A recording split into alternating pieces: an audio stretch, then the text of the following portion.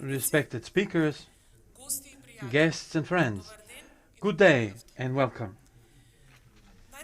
First of all, I would like to greet our distinguished panelists and guests in Skopje, as well as all friends and cooperatives here in the region and in our country who are online with us to follow this event live. I introduce myself. I am Afrodita Shalja-Blavianska. I am head of the office of the United Nations Population Fund, UNFPA, in the Republic of North Macedonia. It is a huge honor and pleasure to open this event, this panelist discussion, in the framework of the 16th day of activism on struggling and fighting against violence against women and girls, and also in the head of the tomorrow's Day of Human Rights. Today we will speak about one of the most difficult issues in the world and in our country that require answers and replies, and that is the gender-based violence. But today we are here also to promote the partnership of the UNFPA with the British Embassy, which together with the national and international partners have the order to offer solutions for uprooting of this question. Allow me to add that putting the end on the GBR is in the heart of what the UNFPA does.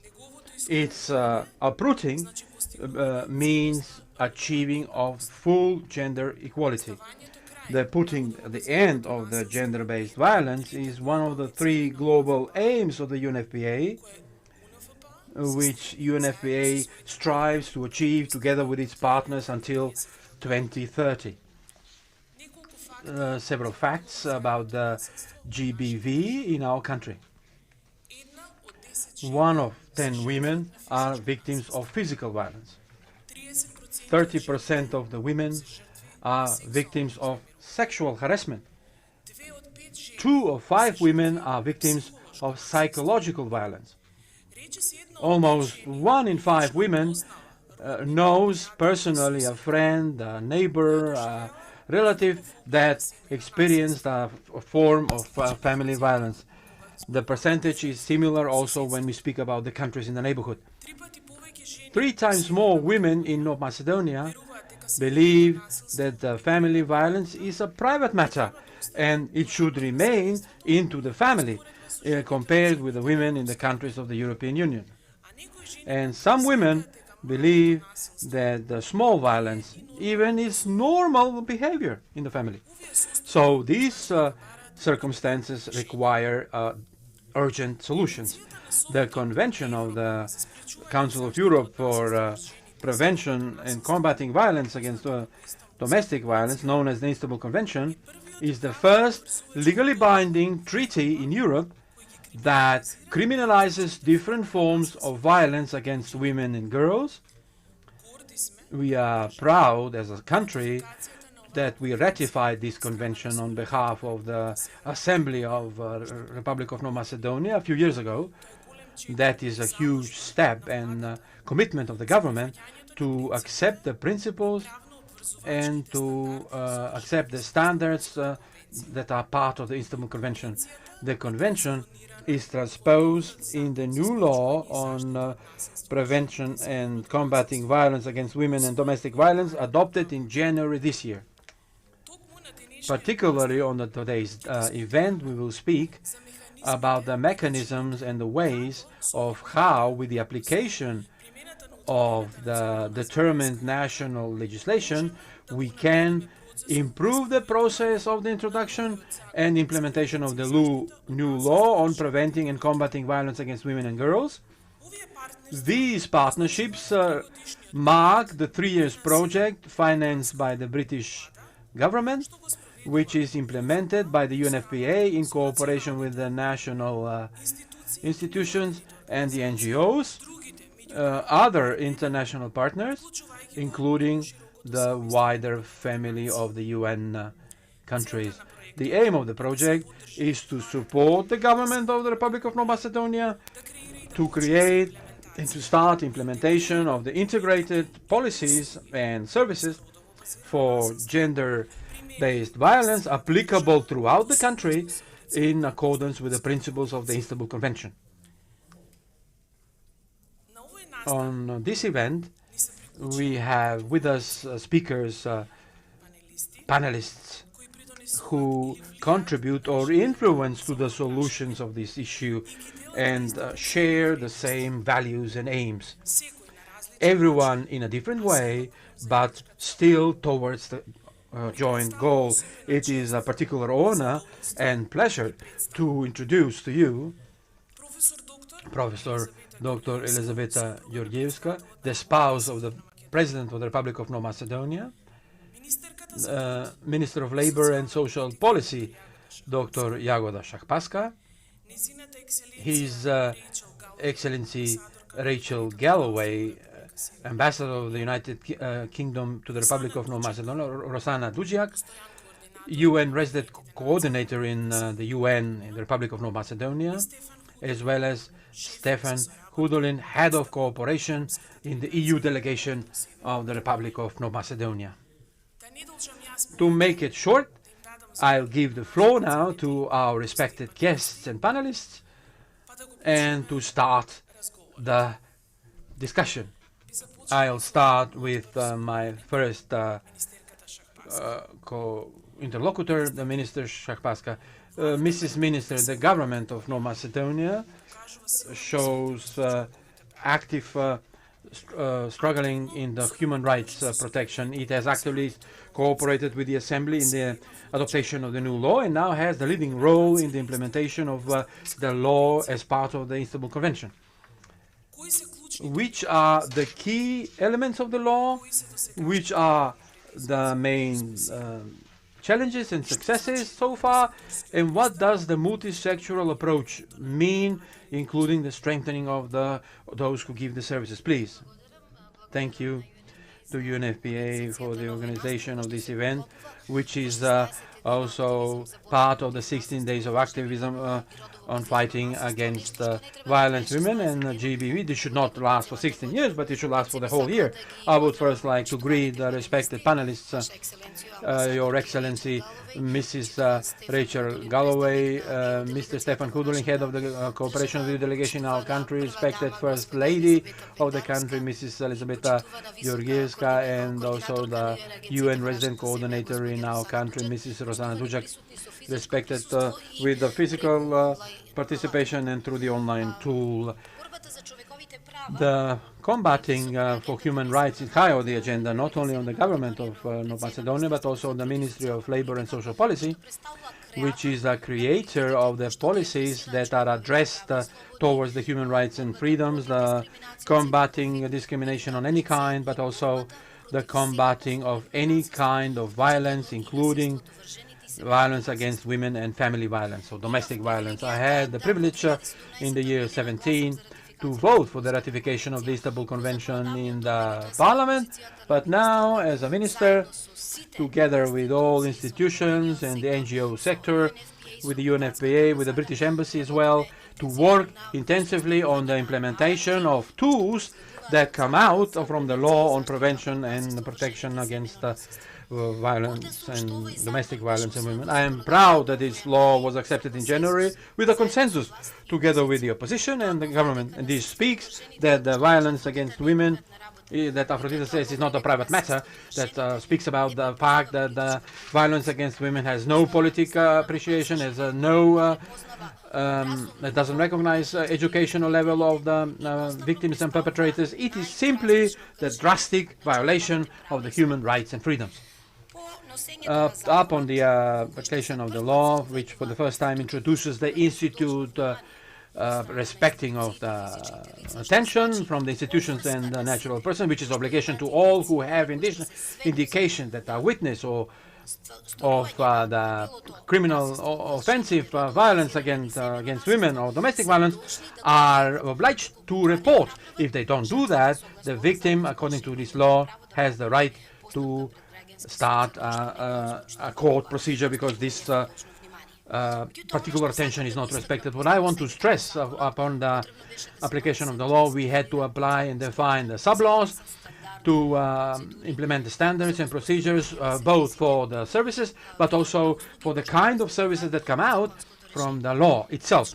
And particularly in that way, in the last several months, we work on it, and the major part of the sub-laws, with the support of the UNFPA and the British Embassy and the NGO sector, the ministry, institutions that are part of the combating violence, we adopted all these sub-laws, and now we have a clear defined standards for the implementation of the services and also for the implementation of giving the services as well. What this law foresees is a multi-sectoral, multidisciplinary, coordinated approach in combating violence, meaning that we have included the Ministry of Labor and Social Policy as a backbone that presides with the National Coordination Body for monitoring of the implementation of the Istanbul Convention, together with the Ministry of Health, Ministry of Interior, Ministry of Justice. It is very important role also the Ministry of Education here, but also a very important role is our friends and representatives of the international organization in the country, and above all of the NGO sector. How? In the creation, both in the creation of policy, but also in the element that prevents, protects, and deals with violence. What in the past was done in our country as a response for the coordinated response against the violence is that we have already 13 centers for victims against violence and gender-based violence. We have 3 centers for victims of sexual harassment and violence that support women that are victims of sexual violence. We have 10 specialized centers that work with the victims of the violence. But what is new and came out from this law, 8 specialist services for giving counsel to the perpetrators of domestic violence. In all these centers, in the shelter centers, 13 altogether, the victims are in a care and sheltered in a safe place. They have accommodation, they have counseling, and they have approach information on all the rights that come out from its application and from the sheltering within those shelters for their protection. Additionally, they have professional psychosocial support from engaged professionals who work with them, and they additionally work on economic empowerment of the women. The aim is, during that stay of 3 to 12 months in the centers for sheltering of victims, to enable their active involvement on the labor market, having in mind the fact that the economic dependency is the one that leads that the victim is again goes to the same roof with the perpetrator and to be again a subject of new violence again. So in the recent past, through the project for support of the implementation of the National Action Plan of the Istanbul Convention, we had support also on behalf of the Dutch Embassy, for which we already finished 3 trainings for the trainer for against GBV, who would transfer their expertise in institutions in the ministries that are responsible and to be part of this multi-sectoral and institutional response, but also 3 trainings for the victims. These trainings are also both for the employees in the Center for Social Work, but also for the Institute for Social Activities, but also to the representatives of the NGOs, meaning the NGO sector, which is our partner in this. What in the past was a challenge of facing the pandemic of COVID-19, our knowledge now is that the GBV and the domestic violence, violence against women, was even bigger in that period of time, because when we had the quarantine measures in the country where we have the lockdown, victims and perpetrators were together in their homes, and OSCE, with the help of the office of the UNFPA, with the support of the UNSCE, we prepared brochures and flyers and posters, 300,000 altogether, which were dispersed on the territory of the whole country, so that the potential victims can be aware where they can report violence and where can they ask for help. Additionally, during the pandemic, because the vulnerable categories are even more vulnerable and the victims of GBV belong to that category of citizens. The Ministry of Labor and Social Policy provided 359 sanitary and food packages for the support of the victims in the recent times. We also want to thank one more organization, representative of the NGO of the UN, that is UNDP, with which support we managed to introduce the application Be Safe, which with one click gives the victim help to get all the necessary information, where they could address, where they could ask for help, and where to get the help. What you mentioned at the beginning in the multi-sectoral approach, we are witnesses that not a single work in the society, not a single action is finalized in the if we only adopt the laws, if we only adopt the sub-laws. The thing is, this should be implemented and should be part of the practice. So that's why we created a national coordination body for the implementation of the Istanbul Convention.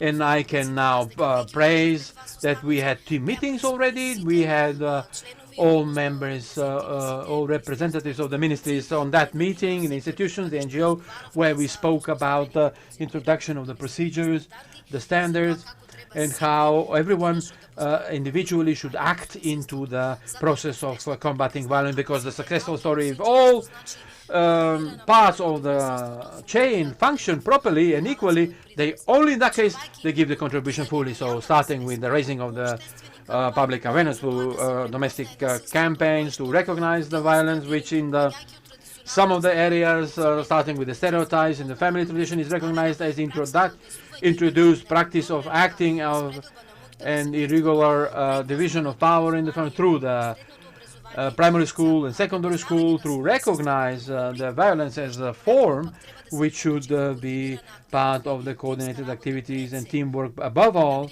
of the Ministry of Labor and Social Policy, Ministry of Interior, that are on the front line on where victims report violence. And here it is necessary to continue with the trainings that will enable us to get professionals within the Ministry of Interior, but also in the Center for Social Work, who exactly know how to deal with the questions of the GBV and DV, all violence against women and girls. What was introduced as a novelty in the law is that without court procedure, the courts are obliged to train to remove the perpetrator from the family, so that he or she doesn't repeat the violence within 24 hours. These are novelties that believe a serious achievement for us as a society, but mostly to potential and future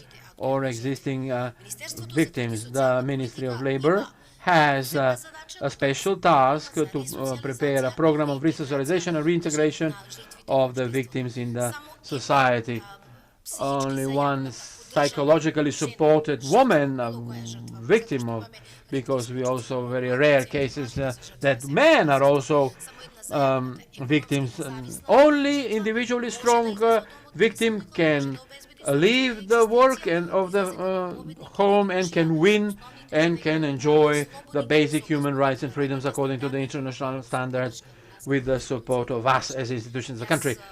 I am seriously optimistic here that the work's going ahead, and we are on a good track with the support of our institutions and the NGO sector. Thank you very much.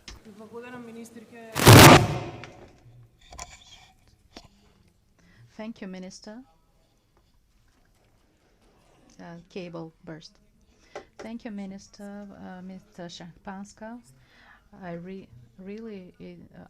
There's much work and effort, but what I would like to point out from everything that you've told us, the government has worked with dedication to this issue. I thank you, Minister Szczepanska. Really great efforts were put forward in all the segments throughout the government. Yes, the issue is a complex one, and it should be approached as such, so we can get results. What you've pointed out was the partnership within the state institutions and the stakeholders that contributed to the resolution of this issue. the novelties in this law, the due diligence, the possibility for the perpetrator to be prosecuted without court proceedings. Well, the activity of the government and institutions is comes out of the legal framework. As you said, the legal framework is not enough. We have to implement it through the strengthening of the capacities. And as you said, during the pandemic that is still ongoing, the role to raise and encouraging of the victims. The other panelists that are present here had a significant role in their encouragement and providing services in the period when the number of victims was increased. I would like to thank you. I would like to give the floor to the second panelist, to Her Excellency, Mrs. Rachel Galloway. The recent statement of Elizabeth Truss, the Minister for Foreign Affairs, that the women and girls will have a central space in the foreign policy. I would like to thank you. What's the support of the UK is given to the victims of family crime, violence? Thank you very much. And I'd like to thank UNFPA for organising today's event, and to say for my fellow panellists, I think it's a really good sign of both the high-level commitment of the government and of the international community to tackling gender-based violence that we are all here today for this discussion. Across the 16 days of activism, you keep hearing some of the statistics, and I think sometimes you can even stop listening to them, but Aphrodite's setting out of the statistics for this country at the beginning, they are shocking, and we should remember that. And we should take as one other basic statistic that 50% of the world are women and girls, and they represent 50% of the world's potential. And the gender inequality and stagnation that we see in many countries is stagnating progress, and in some areas, even reversing it. And violence against women is the most widespread human rights violation of our time. And as the Minister said, unfortunately, during COVID, we're also seeing the shadow pandemic of increasing violence in the home. So you asked what the United Kingdom's doing. Well, we're recognised as a global leader in tackling violence against women and girls. And in the past 2 years, we've really tried to prioritise actions that place gender equality and inclusion at the centre of our COVID-19 response and recovery. And you quoted our new Foreign Secretary, Liz Truss, who has said that she wants to ensure that women and girls are at the centre and at the heart of the United Kingdom's foreign policy. And that includes prioritising action tackling violence against women and girls. So in November, she launched a joint statement with partners condemning the use of sexual violence and rape as a weapon of war. And I'm really pleased that North Macedonia is one of the countries that is committed to be a signatory of this statement. And the UK has also drafted a letter to the UN Secretary-General about safeguarding and the need to ensure that we have a strategic, international, collaborative approach to dealing with sexual exploitation and abuse and sexual harassment in international development, diplomacy and peacekeeping. And I'm also pleased to say that North Macedonia is committed to be a signatory on this letter as well. Next year, the United Kingdom will host a global conference to unite the world in action on preventing sexual violence in conflict and ending impunity for violence against women and girls. As the Minister set out, in North Macedonia, the legislation is now broadly compliant with international standards on gender equality. But on the ground, we see the challenges both in prevention and in protection against gender-based violence and improving gender equality. And I think everybody here is committed to working together to now achieve successful implementation of the Istanbul Convention and the new law. But we also know that success depends on putting women's rights organisations at the heart of our response. And in the past, we have made sure that we've supported the work of women's rights organisations here in North Macedonia, and through our programme with UNFPA, the UK is supporting building strong relationships between civil society and institutions to prevent and respond to gender-based violence. So I'm proud to set out that our 3-year project with UNFPA is supporting the government of North Macedonia to embed and implement integrated policies on gender-based violence in line with the Istanbul Convention. The project aims to improve services offered to survivors by strengthening access and strengthening the capacities of the service providers. We'll also work on preventing GBV by challenging harmful gender norms in public discourse and advocacy campaigns to reduce gender inequalities. By working together, we will create a fairer, safer and more prosperous society when women and girls will reach their full potential and be equal citizens in every respect.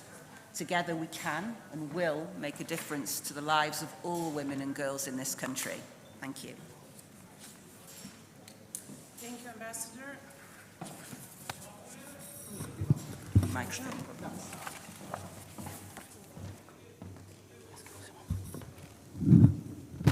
Thank you, Ambassador Galloway. Ви благодарам амбасадорке Thank you, Mrs. Ambassador Galloway.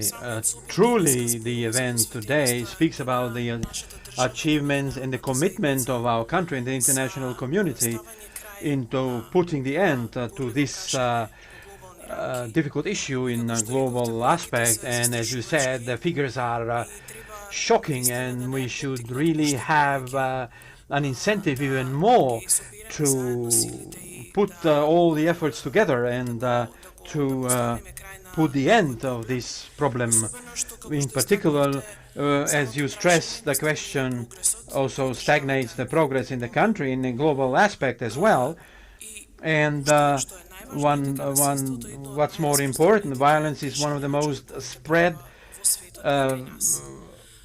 breaking of human rights in the world and in our country. For the project of 3 years now, the 3 years cooperation is the fundament upon which we will bind all partnerships so that we can jointly, in a strategic way and a strategic access, as you mentioned, to be able, by the end of this project, to show, to demonstrate visible results that will reflect in the figures as well, which is not an easy job to do, but we are committed and we have to do that. I thank you very much. I would go now to the our third speaker, and that is Mr. Hudolin. Mr. Hudolin, what do the European Union undertake, and which are the aims of it to prevent and combat GBV, and how do you see the progress of the Republic of North Macedonia in this aspect? Please.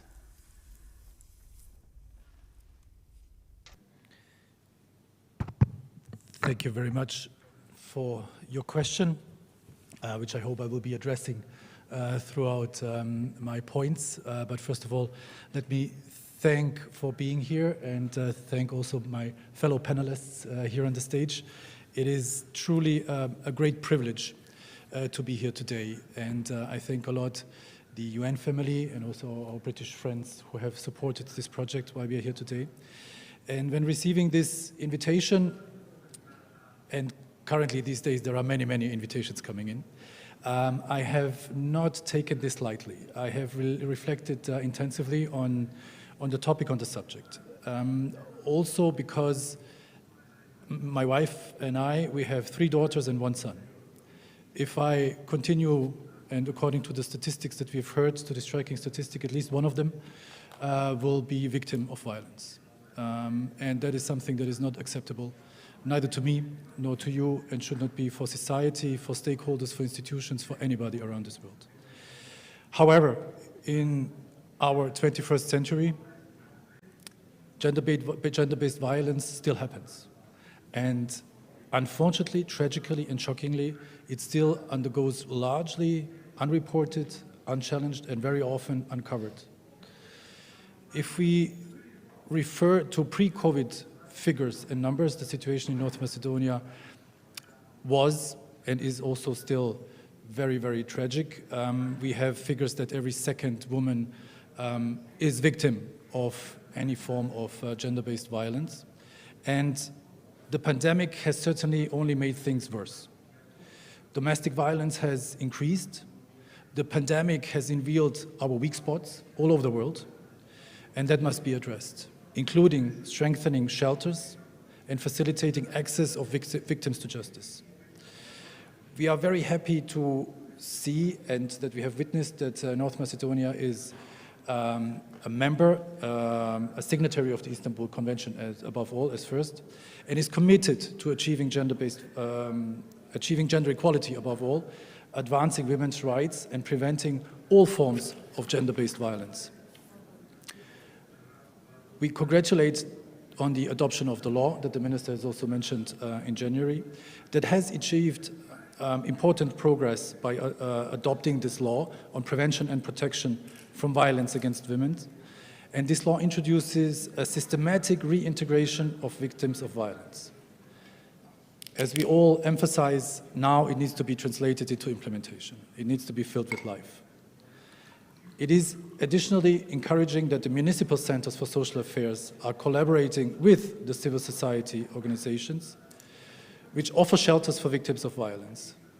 Yet, we are welcoming that there is an additional effort to increase adequate capacity in the shelter centers and to increase the expertise also in the police and in the institutions to address situations involving domestic violence. Coming to the question as well, and to provide further information on what's the state of play in the European Union. Overall in the European Union, it's also not a lightning and shining example. Even though 14 of the top 20 countries worldwide on gender equality are EU member states, but the picture is also very different depending on which country you are looking at. And we must never be complacent with these results, because no member state, none of us, has achieved full gender equality, and the progress is still very slow. The gender policy in the EU is steered by the newly adopted gender equality strategy. It is in line with our President's commitment to achieve a union by equality by 2025. The goal is a union where women and men, girls and boys, in all their diversity, are free to pursue their chosen path in life and have equal opportunities in any European society. And to that end, the European Union is taking action, and we are supporting this inside the EU, but also outside with our partners, and also here in North Macedonia.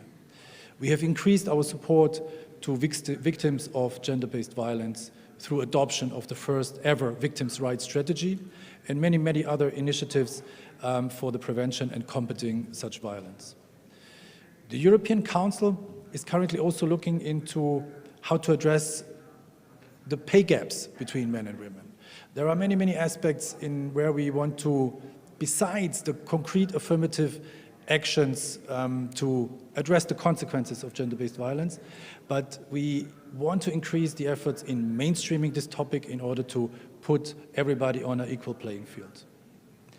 Basically, what we are trying to do is that we not only address the consequences, but indeed the circumstances that lead to gender-based violence. And that includes challenging gender stereotypes, empowering women in the economy, achieving gender balance in decision-making and in every spot in our society. Much more needs to be done, and this will be a never-ending effort. And the Commission calls the decision-makers in the country to put gender equality and the elimination of gender-based violence at the top of their agendas. We have started and will continue to mainstream it in all our policies, planning and implementation. We will continue to support North Macedonia in this regard and on its way. We are happy that we are cooperating with several branches of the UN family and also women's civil society organizations.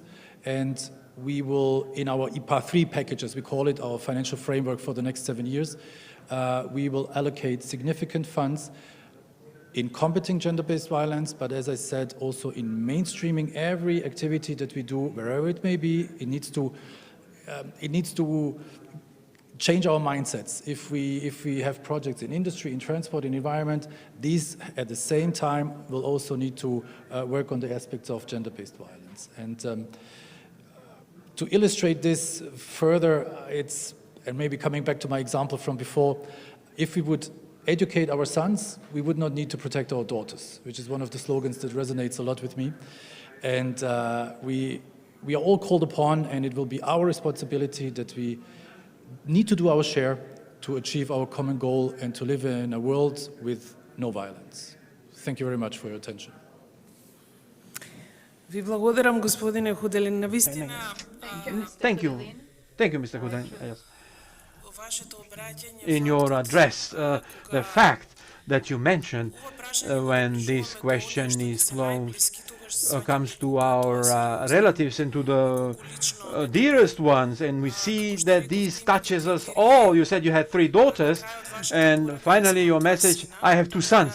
So my work is much bigger than yours, perhaps, because how to educate my sons and to direct them towards насилството да не биде removing violence from their, or gender equality to be part of their everyday life and existence.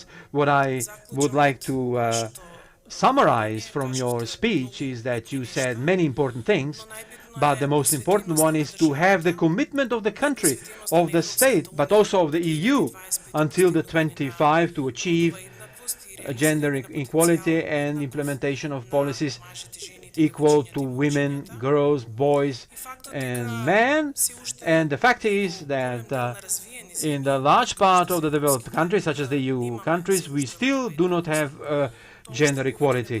And this gives us more impetus to continue working on every topic and subject in the society. You stressed that the EU already supports activities here, and it is very important to coordinate all of us so that we do not have duplication of activities, to have synchronized and joint approach, and the allocation of significant funding for this issue is even more encouraging, but their usage should be also into the right direction, so that not only to write down policies or to produce documents, but also to implement them, so that the life of those who are mostly touched, and all of us that are here, to be changed. I thank you very much. Now, our next speaker is the distinguished First Lady, Professor Dr. Elizabeta Georgievska. Dr. Georgievska, you actively work in the empowering and strengthening of the awareness and improvement of the human rights in all these years. You also work on specialized services on the support of the victims. What do you plan personally, and the cabinet of the president as well, to go into the future period of time to uproot the GBV? Thank you. At the beginning, respected panelists, respected ladies and gentlemen, those who are online, I must say that it is a truly honor and pleasure to be here together in such distinguished panelists, and to mark an opening of a new process between the UN agencies, the British Embassy, and the institutions of our country in the context of the preventing and protection against women and girls. We heard already, and we have to agree that the tendencies in our country are unfortunately not very rosy. More and more, over half of the women have experienced, at least in one time, any form of violence. We will all agree that the GBV and violence against women and girls, because we know around 90% of the GBV is violence against women and girls anyway, and that is also the violation of human rights. And therefore, I reckon that in doing this, we prevent the opportunities of women and girls to implement themselves fully in the society, with which we come to a situation of a structural discrimination. And practically in this way, we have a circumstance where we have gender inequality between men and women. And I already said, the panelists before mentioned, and I agree also that with the adoption of the Istanbul Convention, we have a wide framework as a country to intervene in several areas, to adopt laws, to work on the empowering of the capacities of the institutions, and of course, unavoidable is the NGO sector as well. But this work remains without success only if we see it in a project for a certain action plan. The dealing with GBV, in particular with the V against women and girls, should be our everyday obligation and responsibility, because we should not only remain into words. We need to give support. We need to encourage victims to stop their silence and to fight back, because there's always an exit. There's always an exit. There's always a solution. The institutions should be impeccable in the enabling of prevention and support, and responsibility and timely response should be expected both by the judiciary, which should deliver the justice for the victims, but also the services, as I mentioned before, those who should provide services for protection and for sheltering of the victims. However, I would again stress, all of us who have the strong voice for the combat violence against women and girls should strategically and tactically be committed to this fight, to this combat. And many times when we speak about violence, the first thing we think is the physical violence. First thing we come up. We saw that there is also violence has several faces, several forms.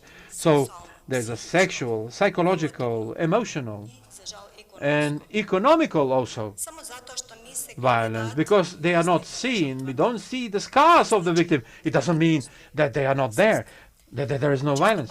So many times we need victims to encourage the victims so that they can report violence, because unfortunately they face with shame, they face with fear, intimidation, and that puts them into a psychodynamic spiral without end.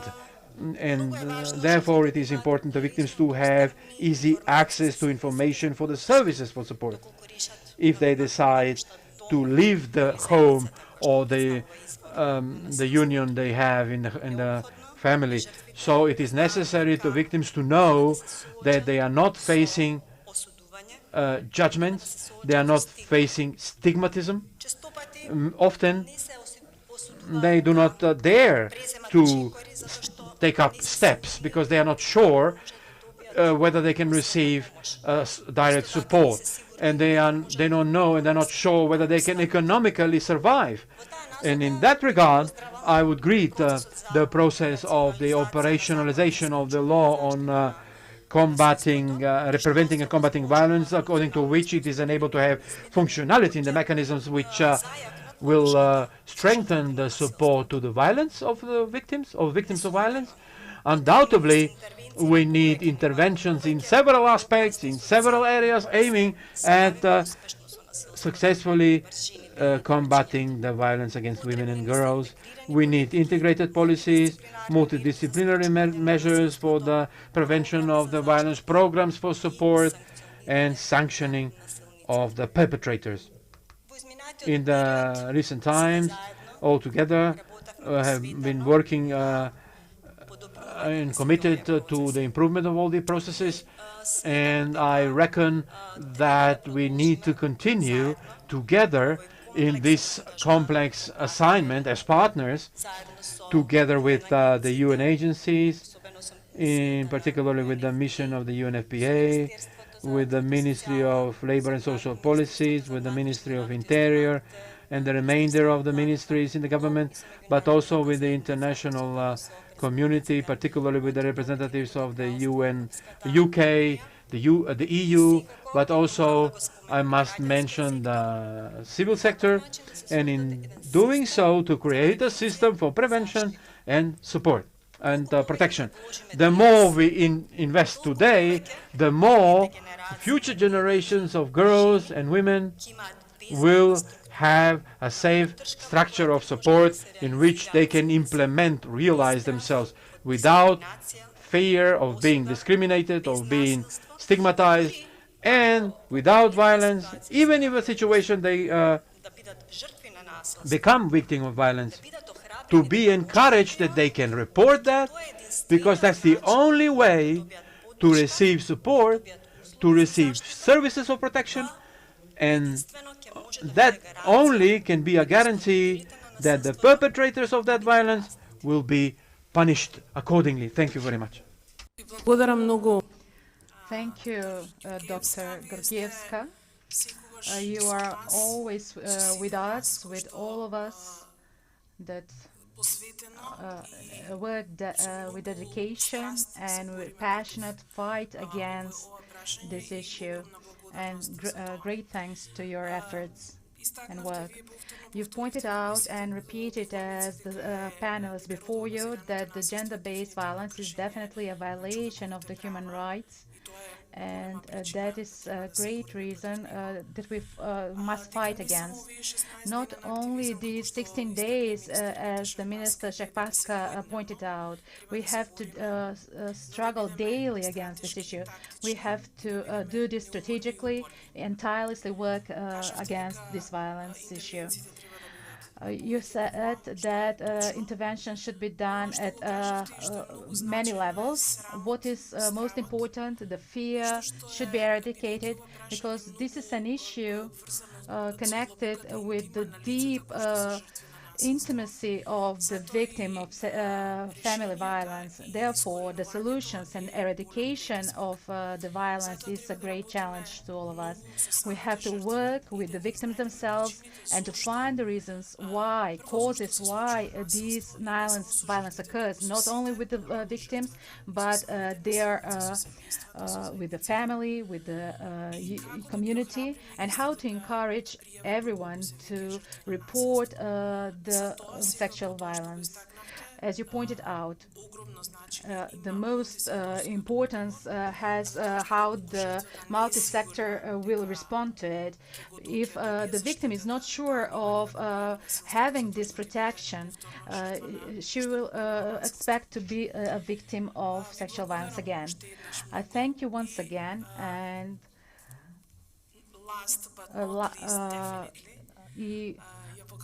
last but not least, I welcome our resident coordinator, Mrs. Rosana Dujak, to give her contribution to its panel discussion.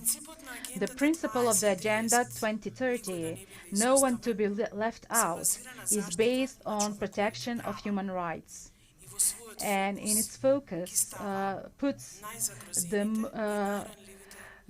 most groups, women and children, at risk. Mrs. Dujak, how important is the whole implementation of the Istanbul Convention in the Republic of North Macedonia in dealing with gender-based violence? Please. Dear First Lady, dear Minister, and dear partners, it's a pleasure to be on this panel. And in some ways, I'm going to summarize some of the things that the colleagues have said. First of all, a lot of progress has been made, but it's simply not enough until every woman and girl feels safe and welcome in their communities, in their homes, in their schools, and online. The three different things that I think the other panelists have raised have been a lot about legislation, implementation of legislation, and culture change. On the legislation side, I think relating the legislation pertaining to violence against women and girls is in line with the Istanbul Convention and the UN Convention on the Elimination of All Forms of Discrimination Against Women, and also European standards. So really, this is an important first step.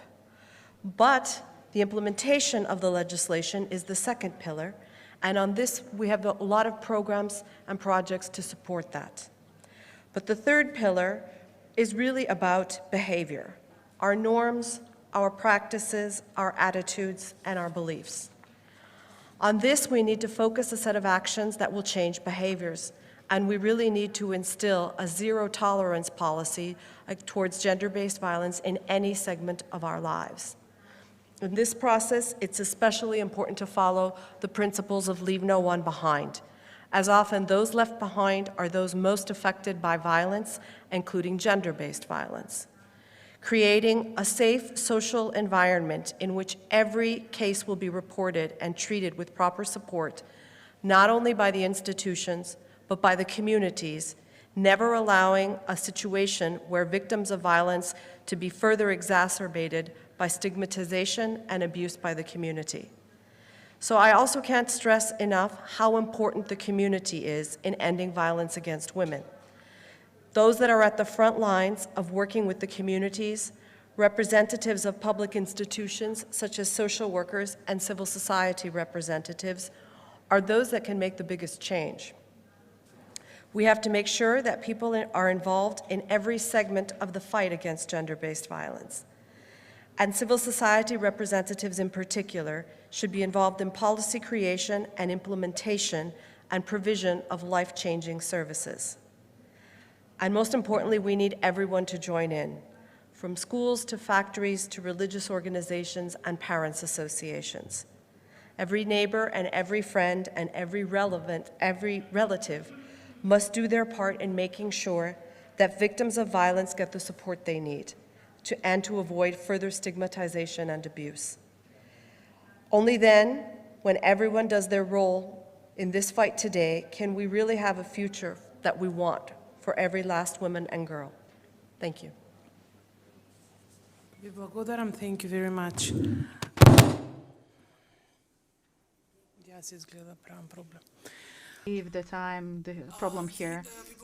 Thank you very much for your concise address, clear address with many clear messages.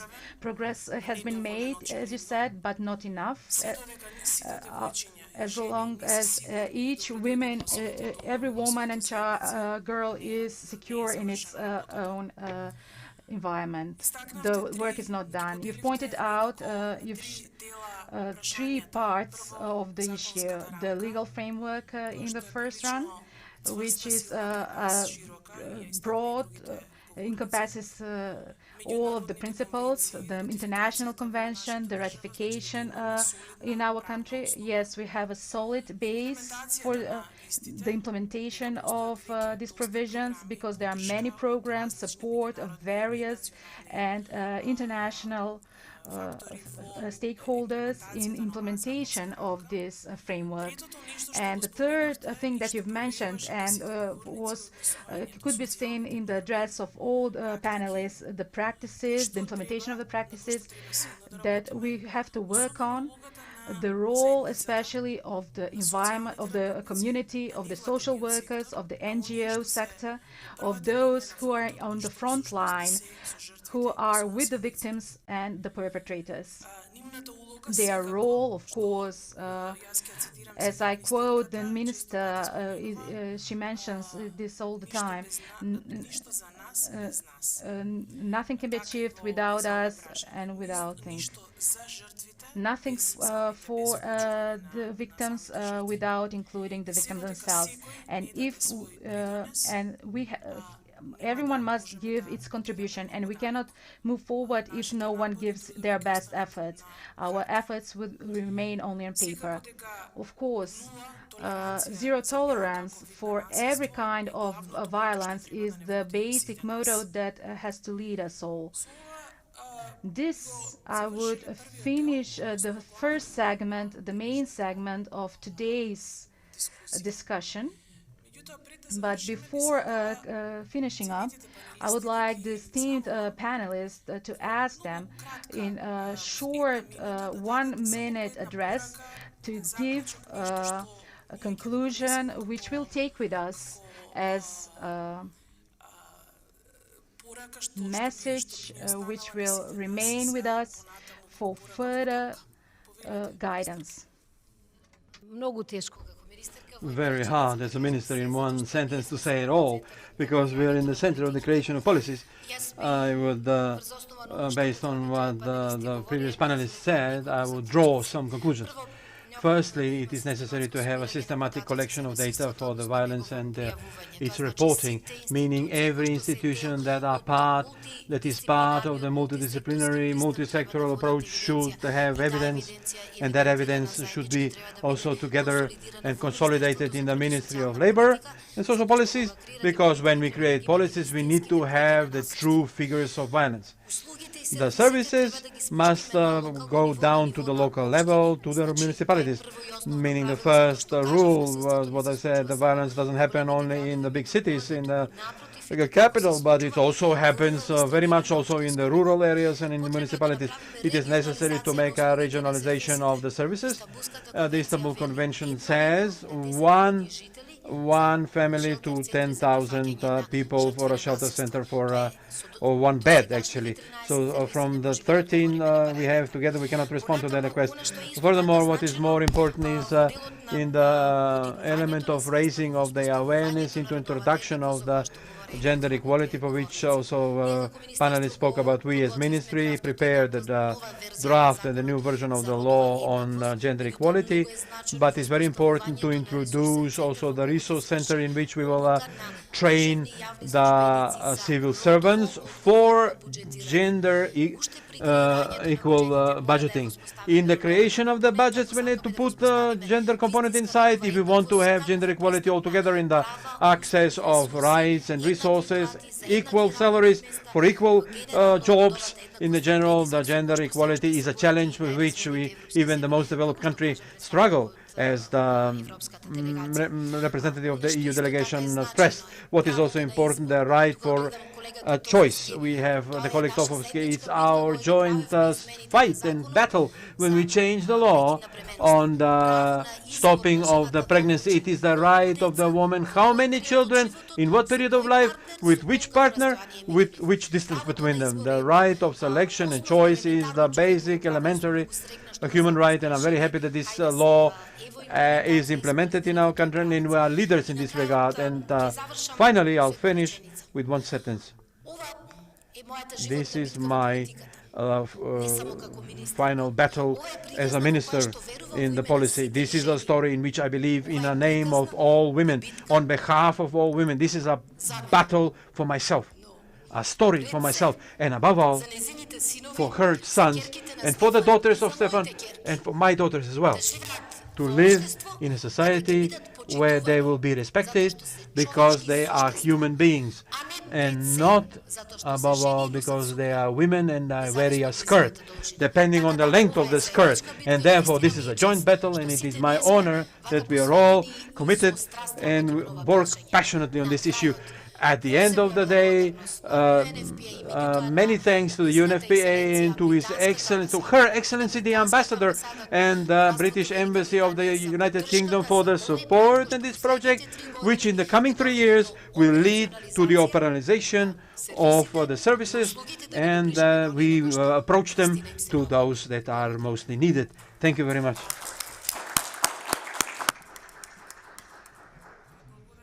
Thank you, Minister.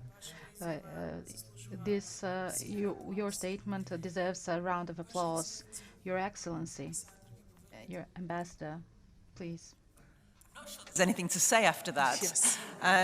So I'd just say, yes, I think it's time for us to create a society where all citizens are safe and are able to reach their full potential. And we are all here because we're committed to creating that and ending gender-based violence, and we'll continue to be committed to that. So thank you. Ви благодарам. Thank you. Mr. Hudolini? Yes, I mean, as you can see, again, it's an enormous privilege to sit among those committed and dedicated women as a man. And again, I'm very, very happy that this is the case. And I try to think about it that those are two processes and two streams in how we need to function. Because men and women are equal, boys and girls are equal. That's the state of play. Is it reality? No, it's not. And as long as we are not there yet, we need to work on both sides. We need to work on the one hand on protecting those in need. We need to have affirmative measures. We need to strengthen and protect and do everything in our power to get there. And on the other side, in parallel, we also need to make these things happen on an economic side, on a side in our society, in all the things that also play very much into the problematics of gender-based violence. And as the minister has very rightly said, it is for this we also need to have data at our disposal. What are the causes? What are the reasons? And to penetrate exactly this, to have equal pay, to have a responsible education process, employment structures in all fronts of society. I think we need to be there. So for me, to crump it down, if you like, it's the two things. On the one side, we take care of those and affirm those and protect those in need, and on the other side, work on all of us, on us as citizens, on our mindsets in order to get to this equality that we have enshrined in all our conventions. But we need to fill them with life. Точно така. Ви благодаря. Yes, that is so. Thank you. Professor Georgievska, please. Thank you. Much was said, and I thank you for the lovely messages that you've given us. And I completely agree and support you. And what I would like to add is that we've seen in bases there are many reasons for violence against women and girls.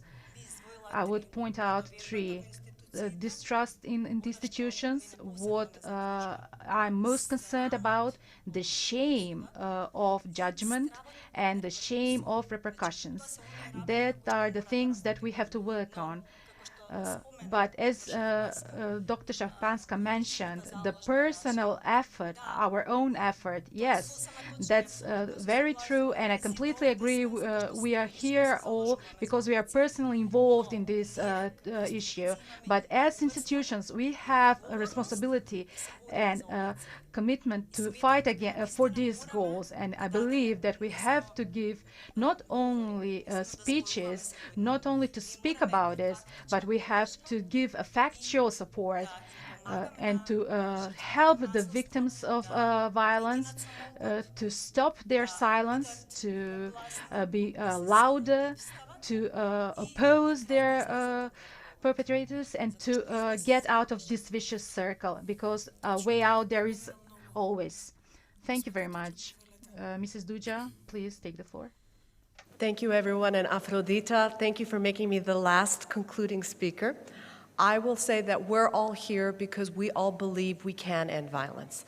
And I think for me, the biggest conclusion is communities, institutions, and every individual needs to continue working to end violence until we have really finished it and it's over. And I think this is a struggle that we will continue. We're going to continue to be here regularly throughout the year, but we need to remember that it takes the commitment and cooperation of everyone to end violence. Благодаря много. Точно така. Thank you. You're right. Dear panelists, from my behalf and from the UNFPA, I would like to thank you for this enriched address, for your strong messages, for your dedication, for the facts that you've pointed out that are frightening, for your efforts, not as representatives of institutions, but your personal views and your personal efforts for solutions to be found out. I believe that we are a step forward, that we have such leaders as you, dedicated personalities that can do much and to influence the process itself. What can be concluded there is decisiveness and dedication for putting end to the gender-based violence. All of us, we have to do very jointly we have to do cooperative efforts and to achieve in order to achieve zero tolerance by 2030. We have to work together. We believe that this is very far in the future, but the time is very short. Great thanks to all presents here. I believe that there are many questions and comments from your behalf. I believe everybody who is following us on online, you are advocating for putting end to the gender-based equal violence, but this is only 1 hour discussion dedicated to this issue. And as Mr. Houdini said, he has seriously accepted, taken into consideration this invitation, and each of us, if can, to set a task in front of us, as the panels have pointed out, to work on this issue together with the people around us. I thank you very much to you.